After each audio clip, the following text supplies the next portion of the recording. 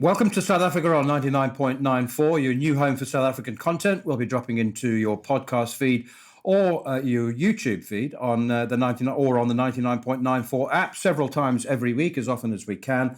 So please rate, review, and subscribe.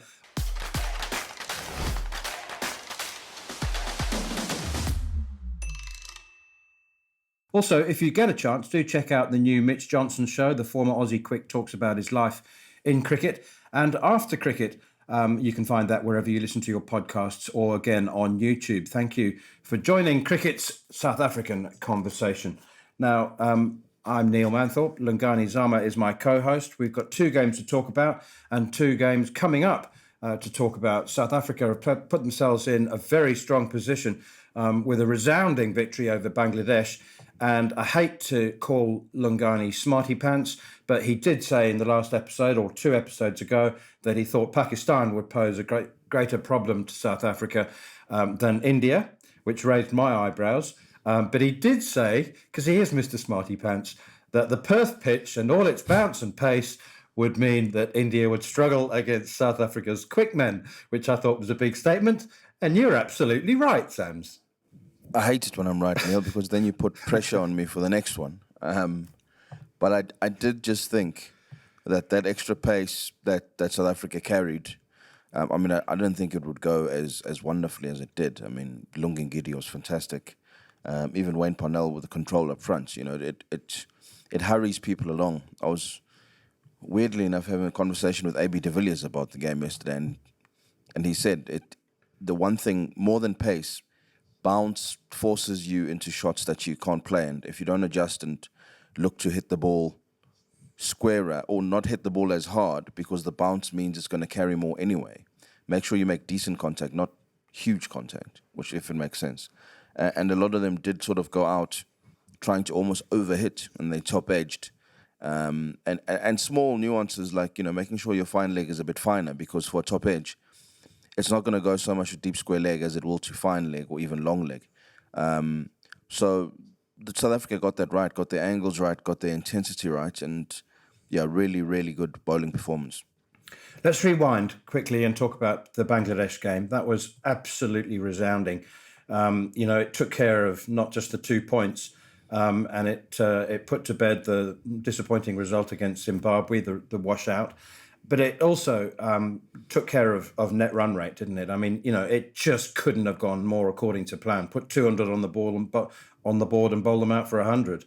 Yeah, really clinical, and when your power plays ruthlessly as they did, it does kind of take the breath away from. I mean, Bangladesh is not a minnow, they're a dangerous side, and we've seen that in the rest of the competition, but when it's that intense up front and it sort of demoralizes the rest of the attack and the lesser experienced players, it almost doesn't matter what's come before. And you could see the body language wilting as Quinny and Riley really got through the gears early and didn't let up for a long time. It didn't even matter that South Africa had lost an early wicket.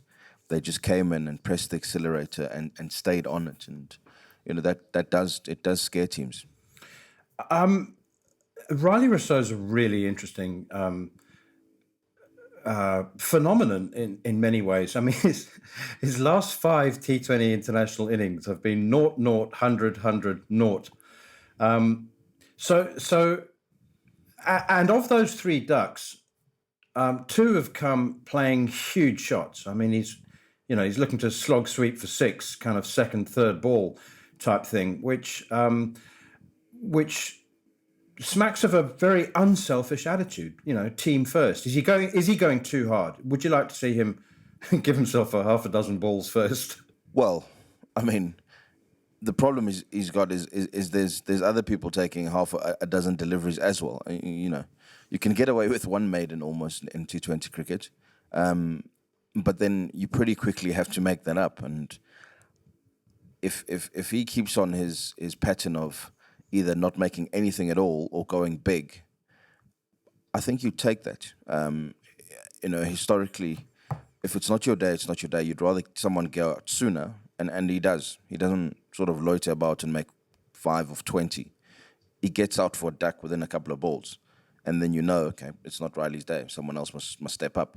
And then when he finds the gear, he makes sure that he capitalizes. So if you're asking me whether I'd want him to go and run a ball most games and every now and then strike big, no, I think I will take the Riley that you get right now, because you know that when he's on, he's on. And I think even the opposition know that if they don't get him early, you more often than not, you're not going to get him at all.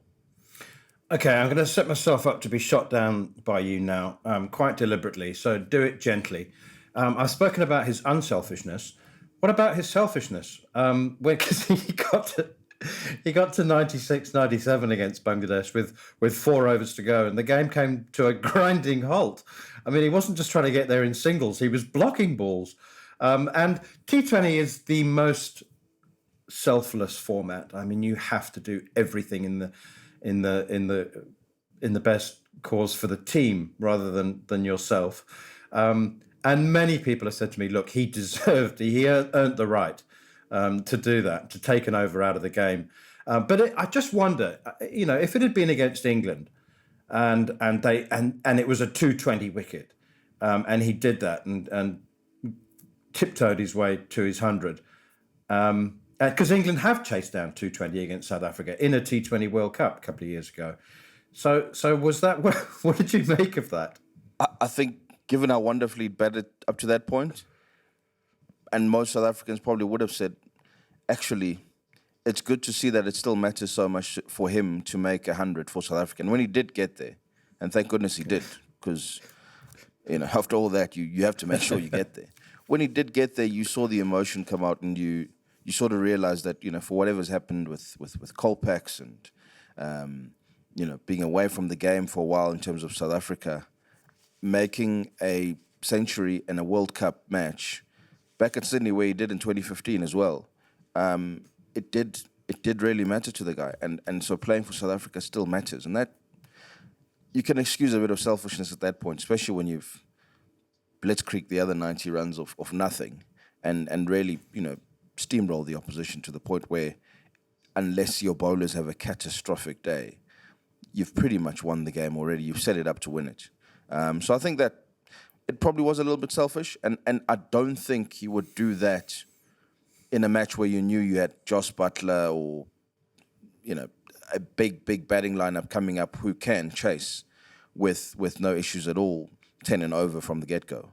I think they read the situation and said, actually, you can kind of, milk your way to this one because you've done the hard work, and I think we've got this one in the bag. Okay, take a short break, and we'll talk more about the India game in a moment. You're listening to Cricket's Conversation on 99.94. Whatever your team, we have the show for you on podcast, YouTube, or on the 99.94 app. We have India, England, South Africa, West Indies, and now Sri Lanka covered. If you want to find us, the best way is to follow us on social media at 9994DM by downloading the 9994 app or Google 99.94 on podcast. We speak cricket.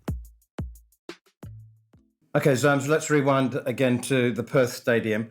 India win the toss, choose to bat first. And talking of tiptoeing, KL Rahul and Rohit Sharma were very, very cautious. It was either 6 or nothing. And they were blocking and leaving, 6, block, leave, 6.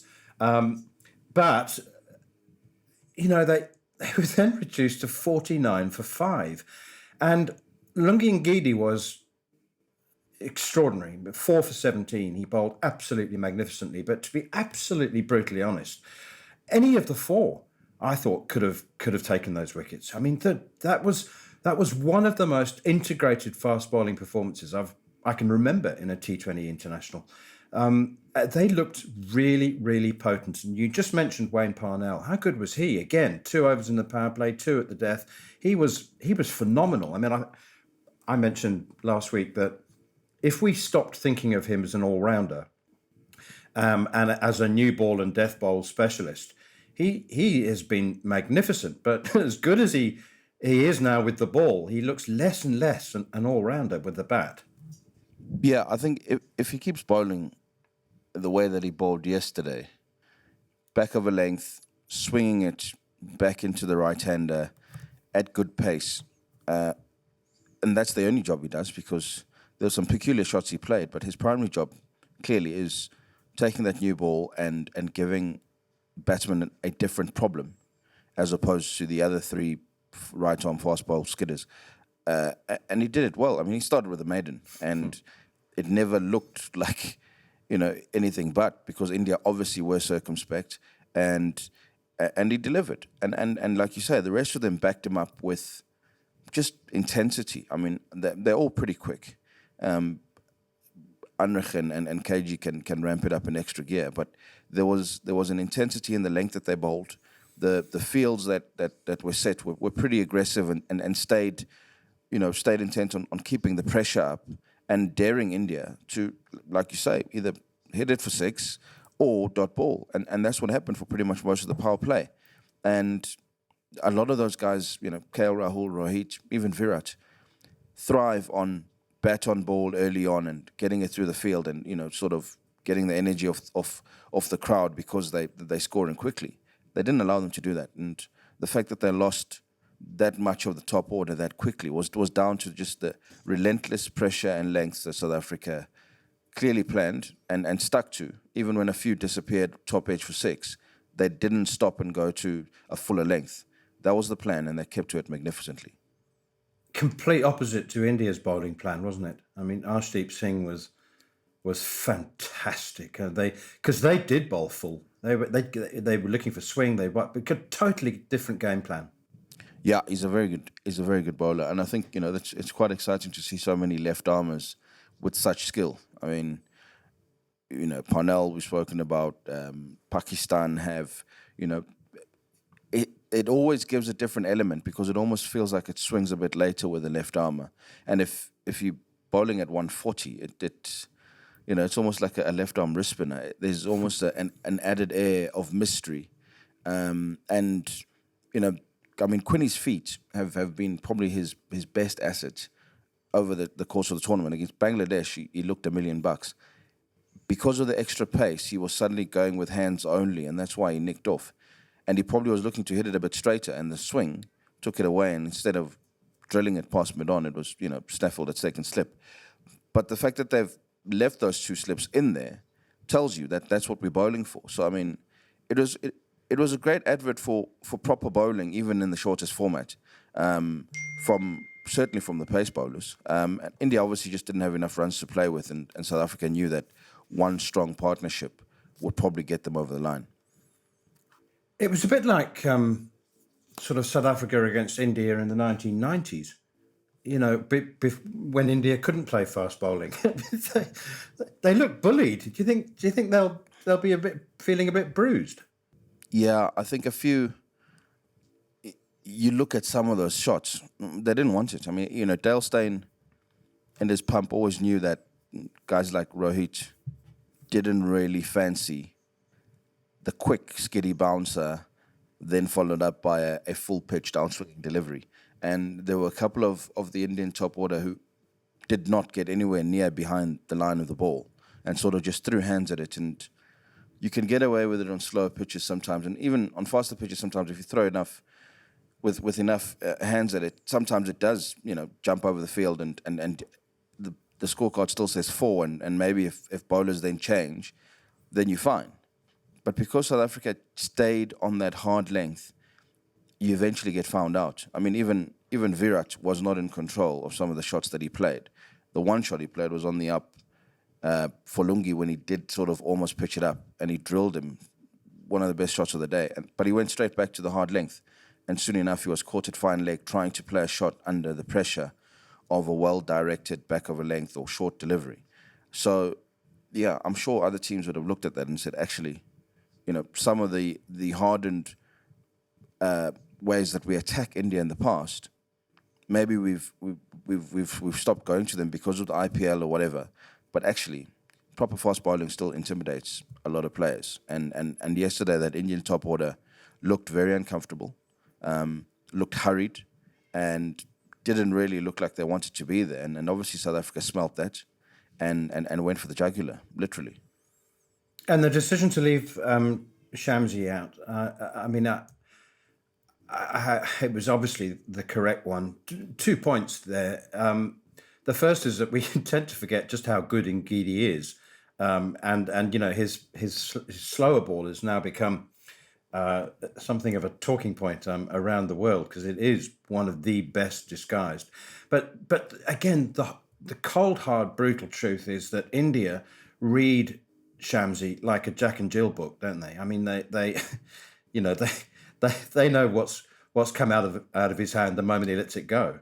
Yeah, it's a pity for him because obviously it adds another dimension. But I think it is twofold. That one, India play him better than anyone else in the world, and he knows that. So I mean, he's almost hesitant to pull out the full bag of tricks either, where he becomes more defensive, and he's at his best when he's attacking, just like the fast bowlers. But I think the second element why they're playing Kesh is when you add him with Parnell and you kind of get half an all-rounder fix there. One of them hopefully will come off with a bat and then add KG. If you play Shamsi, then your tail looks a lot longer. And as almost happened yesterday, if you do get blown away top order, it looks like a very long tail. And what happened to India with the bat could have happened to South Africa because you've got one batsman left sort of being nursed along by bowlers who are not attacking. So you're only scoring from one end. And I think at least Kesh has shots in the book. He's shown it before. He can attack. He can put people under pressure. And you need that. You need as long as possible 2 batsmen at the crease putting pressure on batsmen on the bowling team to worry about defending the boundaries and not just take the wickets. Okay, short break and then we'll talk about South Africa's run chase. If you love the language of cricket and want more, then head over to the 99.94 app and you can hear all of our podcasts and cricket commentary. We're adding new shows all the time and covering cricket series from all over the world. Be the first to hear all of our announcements by following us on social media at 9994DM. Welcome to Cricket's Conversation. Okay, so given India were 49 for 5 and they make 133, you still think South Africa have got this. But then they're 3 for 2, 26 for 3. And at the halfway stage, after 10 overs, they're 40 for 3, needing 94 from the last 10. I don't know what you thought with 10 overs to go, but I thought it was going to be incredibly hard. And actually, I thought that they were too far behind. I thought that India would just nick it. But Markram and Miller, what's so interesting is that they seemed absolutely, they conveyed an air of total confidence. Even when they got to drinks at 40 for 3, it seemed to me like their body language was saying, that's exactly where we wanted to be. Do you know what I mean? There was no urgency at all. They just, 2 incredibly experienced players, Miller especially. But I mean, he was 5 or 15 balls. I mean, that's losing the game. If you don't win it there, you're losing it. But the way they went about it, then, of course, at the drinks break, that's when they just changed gears completely. Markram took 16 off and over from Hardik Pandya, the 11th over. And then there was that over of 17 from Ashwin. But I think we need to also mention that it did look like India were choking a little bit. Virat with that amazing drop off Markram at mid-wicket. Rohit Sharma misses that straightforward run out. Again, Markram would have been the man to go. But were you taken by this kind of body language and the air of confidence, whether it was real or not, from Miller and Markram? Yeah, there was a real assurance. And look, that you're playing knowing that if one of us goes out with 10 overs to go, that's probably the game. Stubbs has been at his best when he's playing with freedom, with a total or a platform at least. There was a lot of pressure there. And I think Miller, the one thing that he's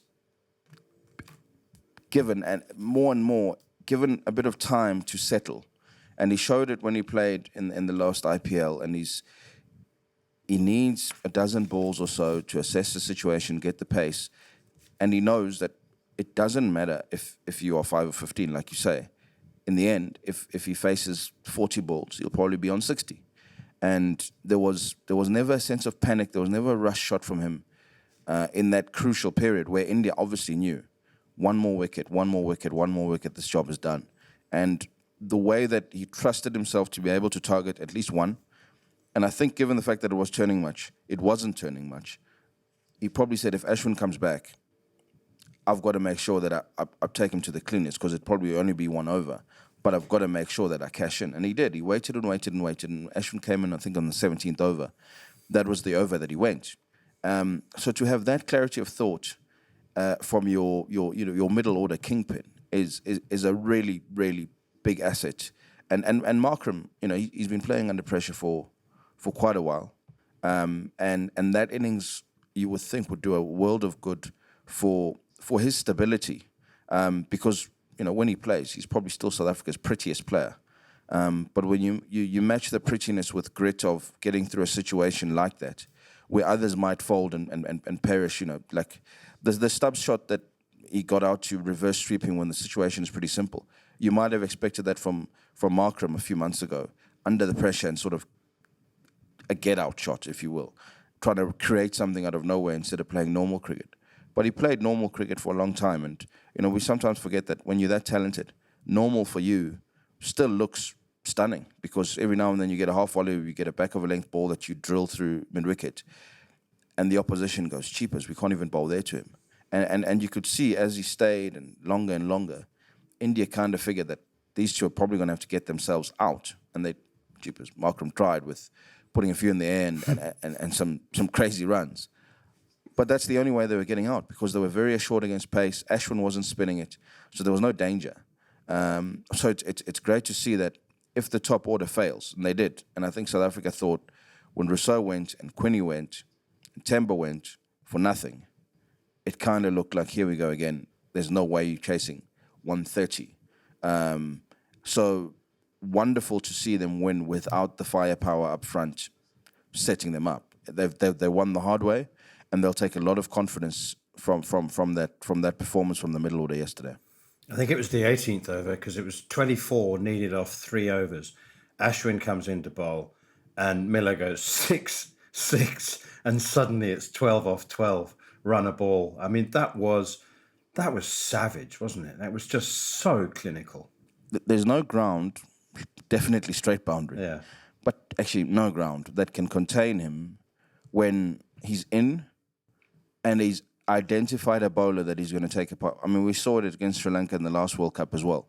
It was wait for the latest possible stage and then identify that this guy bowls medium pace and he bowls it across my stumps. So I'm just going to step across and I'm going to drill him over mid-wicket, and there's nothing he can do about it. When you know you've got that much firepower, it must be a hell of a feeling. And he did it without panicking. There was never a sense of he's trying to overhit the ball. He'd realised he's in form. I mean, I think of his 17 innings or something this year, I saw a crazy stat, 15 or something of them have been not out. So he's figured out the fact that if I just stay to the end, regardless of what we're chasing, more often than not, if I bat properly, I can win the game for my team. And it's a great thing to know as a finisher with that much power. And I think oppositions are starting to see that as well, and alarm bells are ringing. All right, more to come in the next episode. For now, thank you for listening to South Africa on 99.94. We speak cricket every day. Please rate, review, or subscribe wherever you enjoy your podcasts. You can download the 99.94 app and follow us on Twitter at Neil Manthorpe and at Whamzam17. For now, cheerio.